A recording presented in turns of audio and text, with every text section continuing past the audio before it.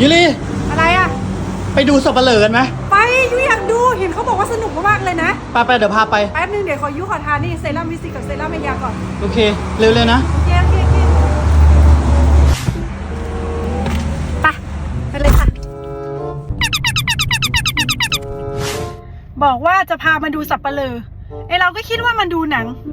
อ๋อเข้าซุ้มวัดแล้วไหนนะสับปะเหร่ออ่ะอ๋อไม่ได้ดูแล้วหนังวันเนี้ย